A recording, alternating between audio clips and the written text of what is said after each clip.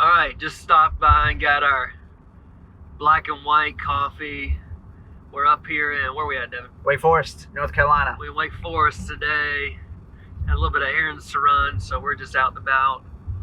And had to stop by one of our favorite coffee shops. So, what do you think? You want me to describe the taste? Yeah. What are you tasting right now? I'm getting some heavier notes. So it's on my tongue a little longer than usual. I would say some chocolate. Some chocolate was in there. Okay. Some fruit. I don't know what type of fruit. Then again, so Buggytown coffee. Here's a little Does thing. Buggytown sell black and white? I think they do actually, but they're starting to roast now. But Buggytown, most coffees. Here's a lesson for you guys. Most coffees have like flavored notes, like as far as like, hey, it's gonna be like strawberry, milk chocolate, apricot. They got stuff like that. But Buggytown, they say that those tasting notes are completely subjective. So like they won't list anything. They'll just be like, hey, this is from Honduras. This was how it was processed, and that's it. I think that's actually kind of smart. Yeah. Because you could tell. I could taste it and be like, this tastes like garbage. And then somebody would be like, I taste peaches. I don't know what they're talking about, but anyway, man. yeah, black and white though. If you guys can support local coffee shops, do that right now. Yeah, also Brew, downtown Cary, maybe closer to That's good. most of our students. They serve black and white. Good stuff. Jubala? They serve counterculture. Well, counterculture, but it's close to them, right? Yeah. It's not too far away. So Daniel McGee, I'm Don't- sorry don't- about Sir Walter Coffee. just don't go to Starbucks. Don't go to Starbucks. I mean, come on, they're big enough. They don't need the money. Yeah. But We had to get out though. had to get out and about, and went to Chick-fil-A earlier, and Lady Bout, she was not happy with me because I was trying to walk in the store, but yeah, it's crazy. Like you go into these places, they have like curbside pickup, so you go or you order right there. You either order mobile if they have that available, or you walk up to the door and it's like all carry out. Right. It's crazy. But we were talking about this. How confusing the marketing's been on this. Curbside pickup, right? Yeah. Black and White said they had curbside pickup. What does that mean to me? That means that I stay in my car and they bring it to me. Right. Curbside. Yes. And yeah, I'm still walking in and getting stuff. I'm not really understanding. So you're going to take a left at this next light. Probably. Yeah. Caleb doesn't know where to go. He's lost without a GPS. So. I am. And he gets into the lanes like last minute. So Devin's always making fun of me because I like cream and sugar in my coffee. Not all the time. Occasionally I'll drink it black if it's good. But usually I like a little cream, a little sugar. And he thinks that you got to drink it black if it's going to be just real coffee. And so in premarital, we were talking about how you'll pretty much handle people the same way you handle money. The way you treat money is the way you're going to treat people, right? I think I can also make a comparison with coffee. However you drink coffee is how you're going to handle people, right? Guess what? You are adding sugar and cream. Because why? You don't really like coffee. You want to change how it tastes. You want to change who it is. Is that what you do to people too? No. You like to throw in some things you got to change? Mine, See, my theology, it lines up with my coffee. If you add just enough, no. Some people just drink a little bit of coffee with their milk. Okay, so that's not what I'm talking about. I'm talking about just enough cream, half and half, organic half and half, with sugar in the raw. It actually enhances the flavor of the coffee. You gotta have just the right amount, though. All right. I've been through It's like adding a little sauce. All right. I used to do it. It's like adding I used to do it. A1 to your steak. No. Yes. How dare you? I cannot. Caleb, I can. Oh my gosh. No. Okay. If I went to Angus Barn, I wouldn't add A1 to it. Okay. But It's a green light. Oh my gosh. Okay.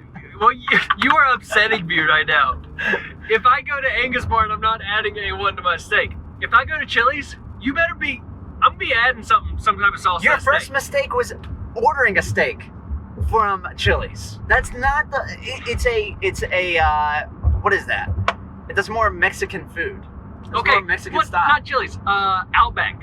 Who knows? Outback? That you go there for a steak. Look, you are gonna get burned by these comments in the comment You're section. killing me, Smalls. People are gonna hate that you even add a. I cannot believe. Maybe no. You know what? I will back you up on this. Five Guys. If I go into Five Guys and get a burger, I'm gonna put green peppers, cheese, bacon, all this stuff. You know what? I saw A1 on that menu. Yeah, I'm gonna put some A1 on that burger, and that's gonna be good. That's my go-to. I do lettuce, cheeseburger, lettuce, A1. Look, That's my Five Guys go-to. let me tell you something. Seasoned fries. I worked at Texas Roadhouse for 7 years, right? I once, when I first started serving, I asked the table, my guests, I was like, would you guys like any steak sauce, like A1, Heinz 57? My boss, which I love him to death, but he looked at me one day, he said, let me ask you something. Are our steaks good? I was like, yeah.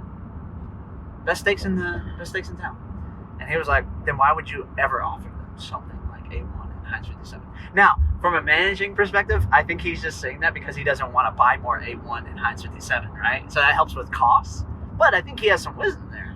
Why would you add A1 to a steak? I agree. If your steak is good enough, you shouldn't have to have A1 or any type of sauce on it.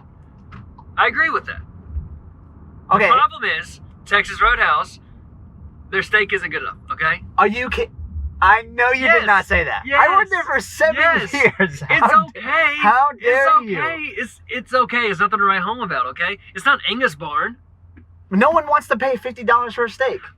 We're not comparing costs. We're comparing quality. We're comparing quality. I've had right both. now. I've had both. And you know what? I will take Do a not- Texas. Do not tell me that right now. I will take a Texas No. Roadhouse steak any day, Boy. mostly because of cost. But they taste almost the same thing to me. We're not talking about cost right now. Oh my gosh, man! We're, How we're- dare you? I cannot set believe you said cost that. aside. We're not. That's. You're missing the point. All right. Anyway, all that. I am so mad right now. All that because I put a little cream in my coffee. You're the one who made that distinction. Gosh. Anyway, I tell you, if the coffee is good enough, now pour overs, I usually drink it black. If I make myself a pour over, mostly. But I made you a pour over last time, and you were like, "Hey, don't forget to pick up some half and half when you go to Whole Foods." But you haven't been picking it up, so guess what? Exactly. So guess what? I don't have. I've been drinking it black. I can't bring myself to buy that. I mean, that is. Oh my word! That the counterculture is weeping about that kind of stuff. You see how Devin treats me? Oh Got yeah. no respect. I around here. make your life No so respect around miserable. Well, at least we got something to laugh about Oh, around this Lord. coronavirus. Oh no, gosh. Oh man. So even transitioning, as crazy as a transition this is going to be, like, what's your whole thought process been on this whole coronavirus and like kind of dealing with our faith? Great things happen when preparation meets opportunity. I'm reading Winston Churchill recently, and about him, he would actually write speeches for scenarios that hadn't happened. I think that was in the movie, right? Darkest Hour. I don't Did you know. ever watch that movie? I did. It was Okay. it was great. But this was in a book I've been reading, Leadership in War. Mhm. I think opportunity follows preparation. Opportunity follows preparation. And so anyway, you know, I think we're finding out who people really are during this whole crisis. We're finding out churches, who they really are, church leadership. Sure. We're finding out Christians or professed believers, if they're really believers or not. The negative side of that is some people are really being shown for their true colors, and they're kind of like, where are they? The positive side of that is people are being shown for their true colors, and they're actually stepping up. I think this is for Christians and the church. I think this is our opportunity to shine. Okay. And really be a light of hope to other people. Is it a good situation? No. It's a bad situation. Right. And there's no way around that. So I think we have to be careful in not being overly optimistic about it. You know, you want to sympathize with people. And who knows? I mean, I'm sure there's going to be more people in our congregation, maybe in our families, that get this virus that are affected by it somehow, maybe economically or otherwise. But Yeah. So it's a bad situation. But what kind of situation was the world in when the baby Jesus entered Bethlehem, 2,000 years ago? It's a bad situation. And light entered the world. Sure. And so, anyway, I just think this is a unique opportunity for the church, for Christians, to really step up and make a difference. Well, I think it's interesting because like you're talking about, all right, this gives us a good opportunity, and I think you're a part of a pretty awesome ministry, not with just Colonial, but with Apartment Life. So you and Brittany, Brooklyn, and Charlie, you guys, well, not really Charlie and Brooklyn, but they joined for the ride. Brooklyn does help, yeah. But you guys, that ministry is set up to where you serve your apartment, and you guys create hangouts. You create establishments with other people, create relationships. Like, how has this whole coronavirus kind of affected all that? Like, making you think outside the box. And Brittany went and got some little potted plants from Trader Joe's, and we went and delivered them to the doorstep of each one of our residents. Okay. And so, yeah, that's cool. It's just kind of a cool little opportunity to serve, and we got some really good feedback from that. I think it made a lot of people's day. There are people who are just literally cooped up at their apartment all day, and all the amenities are shut down right now. So no pool open, no gym open, no conference rooms open. You're literally stuck there in your apartment. And so we're kind of trying to creatively find ways to be a blessing to people. And it's been pretty cool. I think this whole thing has been so interesting in the sense where like everything has to shift. Everything has to kind of change. There's so many policies that were like, Sarah, my fiance, she's supposed to get her teaching license, right? Because she was supposed to be student teaching all semester. Well, she can't anymore. And like, there's a law in place that goes, you have to do a whole semester of student teaching. Well, we've never seen anything like this before, to where they're being forced out of the schools. So like, they're actually having to like take this and go, can we change the law for this semester, or like what's going on? Yeah. So, but I love how like you're saying there's always light. Specifically like something that is a testimony for me. Just yesterday, Sarah, we had to move her out of the apartment. Meredith, she goes to Meredith College. They were kicking them all out, and we unloaded everything into her garage when we got back to her house in Whispering Pines, where her mom and dad live. And her dad immediately pulls up, right? And we've been working through financial things as far as like setting up a budget, getting ready for money and stuff like that. And her dad drives up as soon as we dropped the last box. So he made a joke. He's like, "Oh, I came just right in time. I didn't have to unload or anything." But he's on the phone with this lady that does their taxes. And he was like, "Hey, I think her name's Debbie. She wants to talk to you, Sarah. She has a job opportunity for you." So as soon as Sarah gets back home, and like we've been talking about, is there a way you could probably babysit or something to get some money? Like a job is just immediately offered to Sarah. And she's starting today. I think she's about to go to work. She's going to work for 4 hours. She gets paid $10 an hour. And all she's doing is she's delivering tax forms to people for them to sign out to their car, curbside, at the actual curbside. And she's getting paid $10 for that, an hour.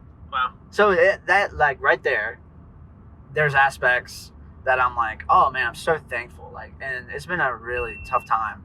She's been like having to, everything's kind of falling. So it's been a really hard adjustment, but then like seeing that God's still providing, that's been really sweet. So yeah, that's great. That's awesome, man. That's pretty cool. Hey, totally random, but see that IHOP right back there? There's an IHOP back there. Yeah. It's been a couple years ago now. Christmas Day. It was just the most odd Christmas Day.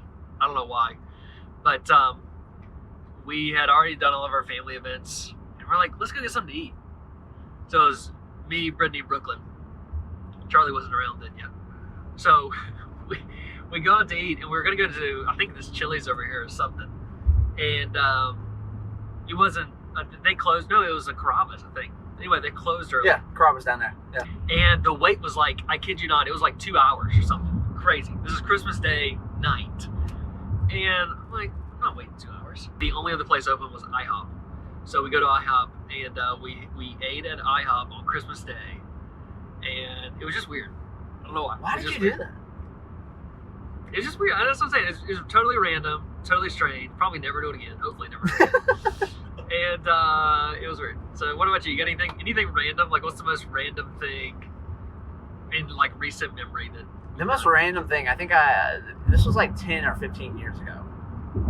I was riding a bike. I said recent memory. I know, but you, okay, recent memory, like, Okay, I guess recently I just thought about it. I was riding a bike one time down the street, not far from my house. And while I'm riding it, this 3-legged dog comes out of nowhere and starts chasing me. 3 legs. So it's like running like, I think it was missing the front one. It chased me for nearly 2 miles. A 3-legged dog. A 3-legged dog. While you're on your bike. Yes, and I was booking it. This was like a pit bull or something. And like, I was so terrified. 3-legged dog. I mean, it mastered the art of running. So which leg was missing? I think it was the front left. Front left. It was amazing. I've never seen anything like it in my whole life. But he chased me for a good mile, 2. That's probably the most random thing. I mean, I was That's just like, pretty random. I was just riding my bike, chewing on some bubble gum, and then 3-legged dog.